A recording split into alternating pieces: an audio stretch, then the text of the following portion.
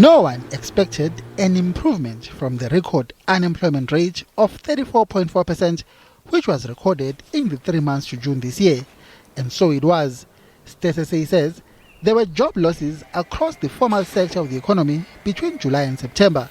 From manufacturing, mining to construction, the economy continued to shed jobs at an alarming pace.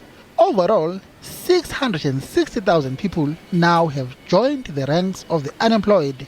It is now abundantly clear that unless the working class, the poor, the majority of the black population can stand up and demand redress and demand that government change the direction it has followed for the past 27 years, we will continue to read about the horrors of unemployment and all that goes with it. Kosaju believes that the impact of the COVID-19 pandemic is to blame.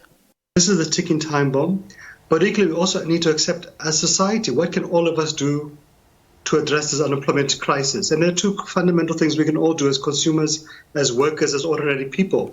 One is to vaccinate. Part of this huge job losses is because they have a very low vaccination rate, and it forces government to keep us under restrictions.